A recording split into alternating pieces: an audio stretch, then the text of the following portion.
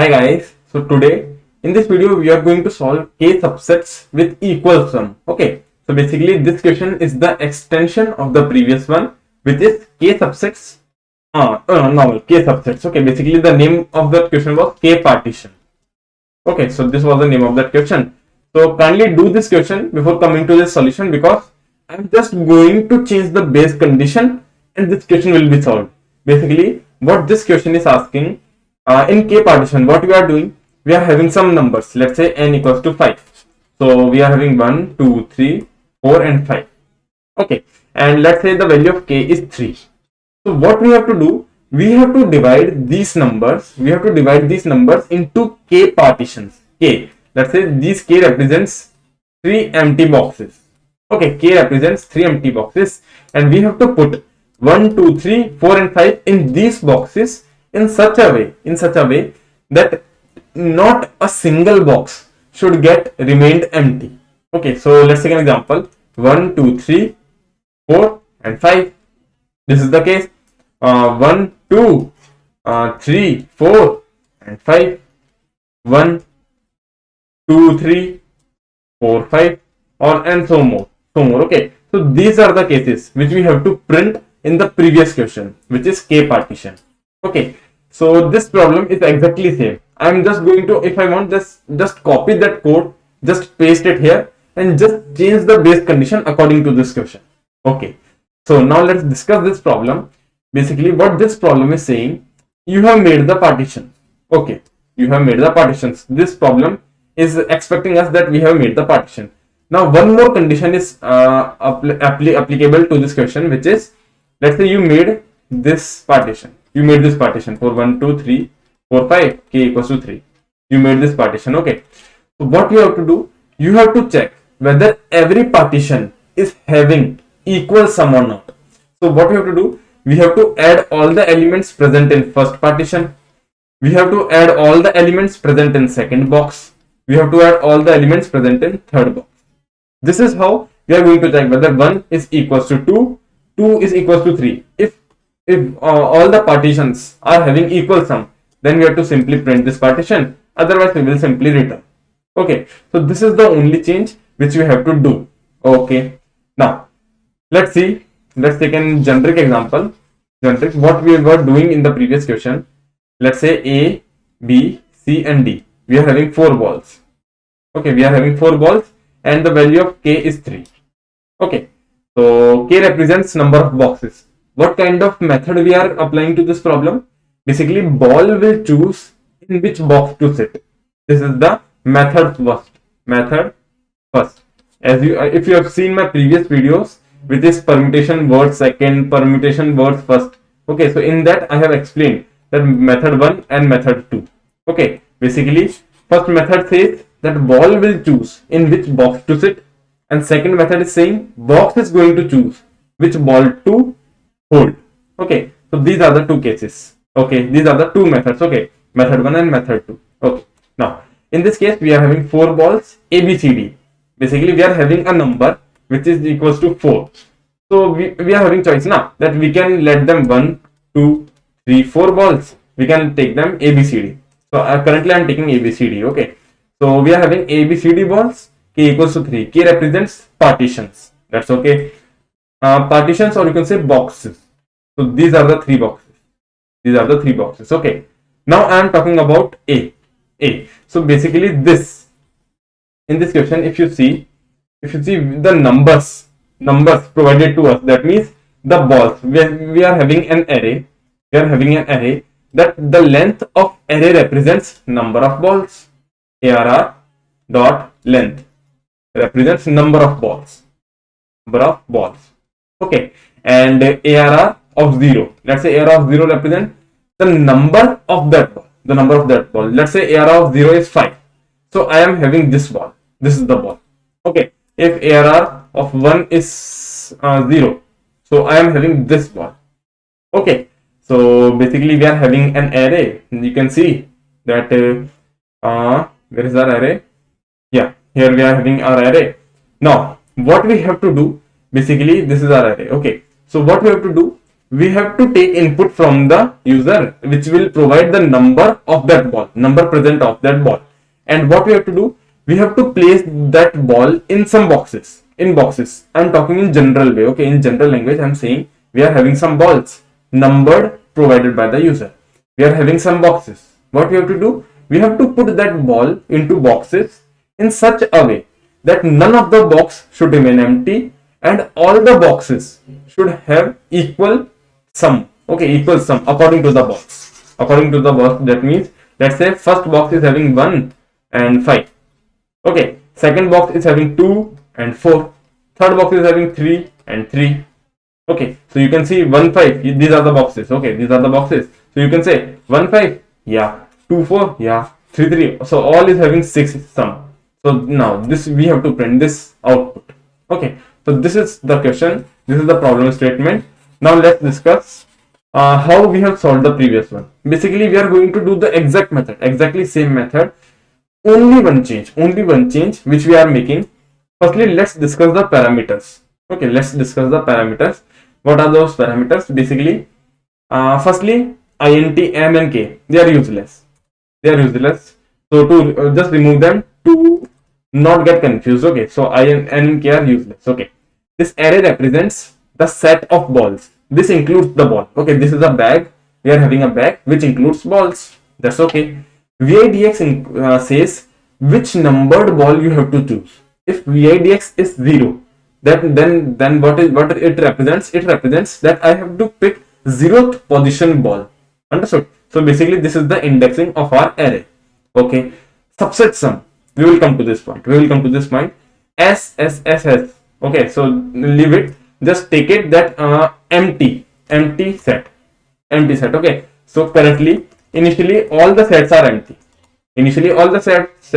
Set means those partitions. Okay, so initially all the sets are empty. So initially its value is 0. No problem. And this is the answer. So exactly same which we have taken in the previous example. Now let's see what this subset sums represent. Okay, let's see. Basically, in general, subset sum, this represents the sum of, let's say I'm talking about subset sum 0. Okay, so it represents the sum of 0th box. Okay, what it represents? Subset sum 0. Okay, so basically the size of subset sum would be k. Okay, because this represents the sum of each box. So if we are having k boxes, then what will be the size? Subset sum 0 till subset sum k minus 1. Okay, these are the indexing. Now every index represents that box, that is 0th box. That means this, the sum present in this box. Initially all the values are 0 because the boxes are empty. So this is also 0, this is also 0, this is also 0. Okay, after that 0 represents the sum. So basically in base case, what we are going to do, we will traverse over this subset sum and we will check whether all the index values are same or not. What this, let me explain again. In base case, the code is exactly same. Only thing which we have to change is basically subset sum 0 represents the sum present in the first box. Okay, so sum means the sum of the numbers present on the ball. So let's say this includes 1 and 4, 2 balls. So subset sum 0 will be 5. Okay, let's say this includes 2, 3. So subset sum 1 will be 5. And let's say this is 1 and 4. So exactly same, but let's say 5, 0 and 5. Okay, these are the 2 balls. So subset sum 2, the value will be 5. Okay, so this represents the sum of each box. Now in the base case, what we have to do, simply we have to traverse over subset sum and we will check whether all the index values are same. If this condition is true, then we have to print our answer. Otherwise, we have to simply return. Okay, this is the only change, very minute change. Okay, so this question is totally dependent on the previous one, totally dependent. But the only change is we have to maintain our subset sum value. Okay, So let's move to the solution. Basically, I'm taking the faith that you guys know how to solve K partition. Okay, if you know that question, then you can easily solve this question. Okay, so let's write about the base condition. If we have put all the balls into boxes, that means VIDX represents the ball which I am choosing. So if VIDX equals to array.length, that means I have traversed over my whole bag in which balls are present. Okay, so I have taken all the balls. After that, I have to check whether empty space. Initially, the value of empty space is, where is our condition call? Yeah, initially the value is 0 because empty space, or you can say non-empty space. Okay, so empty space or non-empty space. So totally in the end, 0 spaces. 0 are non-empty because all the spaces, all the boxes are empty. So initially the value is 0. Now when the value of NES, if NES equals to K, that means all the K boxes are filled. NES equals to K represents that all the boxes are filled. Okay. After that, what we have to check? We have to check whether all the subset sum values are same or not. So let's pick up the first one. So sum equals to subset sum of 0. So I am taking the 0th box sum. Then I will compare the 0th box sum with every index value. So 4 int I equals to 1. I is less than subset sum dot length I plus plus. After that, I will check if sum is not equals to subset sum of I. If this condition is true, that means the value of sum, because if all the values are same, basically if in our box 1 2 3 0 and 2 1, if this is present in our boxes, this is present. So what I am doing, I am picking the first one, I am checking the sum. So this will be sum includes sum equals to 3. Okay, then I will check the value of sum whether it is equals to this one and so on. So if any of the condition is false, that means some of the boxes are not equal to the size which I require. So in that case, what I will do, I will simply return. So in this case, I will write return. Okay, if this condition is not false, that means I came out of my for loop. So in this case, I have to print my answer. So I is less than answer dot size I plus plus, exactly same as we have done in the previous question. So system dot out dot print answer dot get I.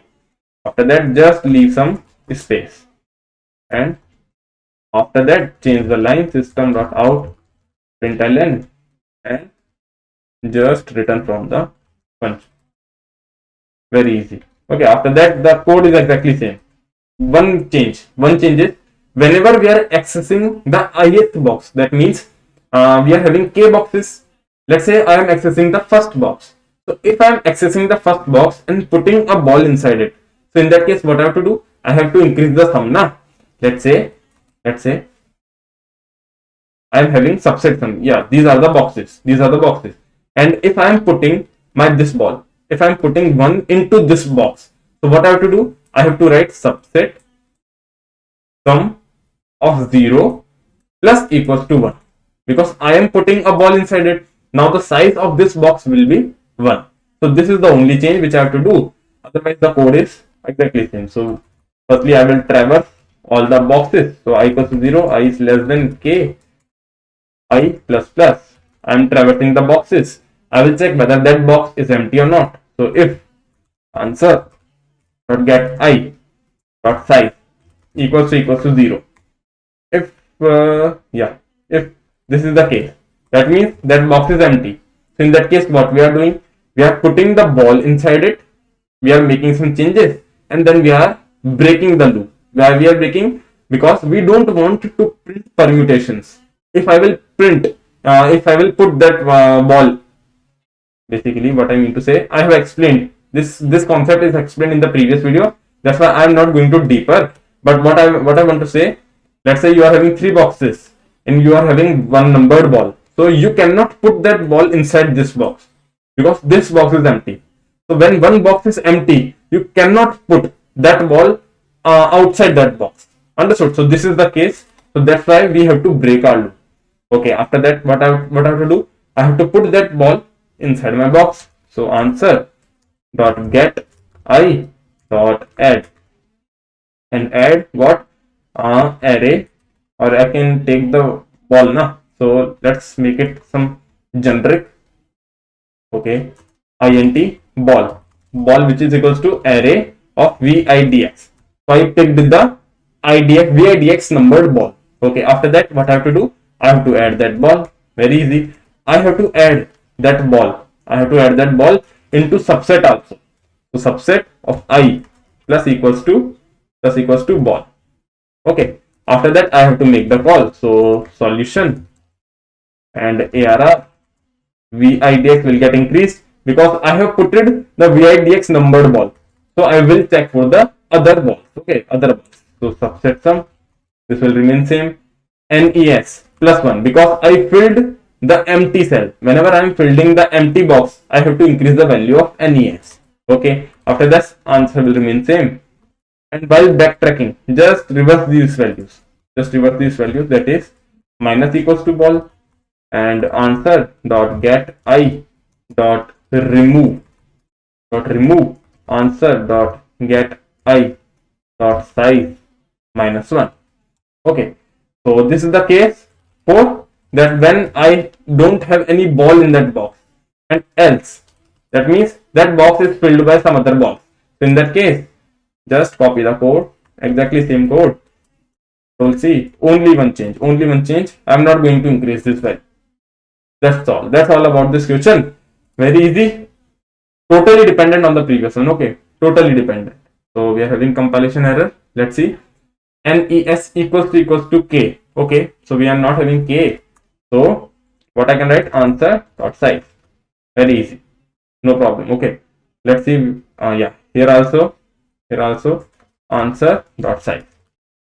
Okay, so let's run this again. 29. So subset I plus equals to ball. So what's the name? Subset sum. Okay. So let's change this name. Subset. Okay. So basically I need to change the name. So subset sum. Okay, change this. Subset sum. That's okay. The name is correct. Yeah, here we are doing it wrong. Subset sum. Okay, after that subset sum, correct. Subset sum. Okay, here also subset sum. Okay, just change the name. Our question is completing. I'm just changing the names. Okay, so I think I have changed all the names. Let's check it. Okay, now it's accepted. Let's submit it. So you understood now what we are doing. Basically, the question is exactly same. The only change we are making is we have to check whether all the partitions, all the boxes includes same sum. And then what we are doing, we are creating a new array, subset sum, which is holding the sum of all the boxes. Let's say if I'm talking about I equals to 0, then I equals to 0 represents I am talking about the first box. Then subset sum will be storing the values of first box. Okay, this is the only change. Rest of the code is exactly same. So I hope you guys understood what we are doing. We will meet in the next video. Till then, bye.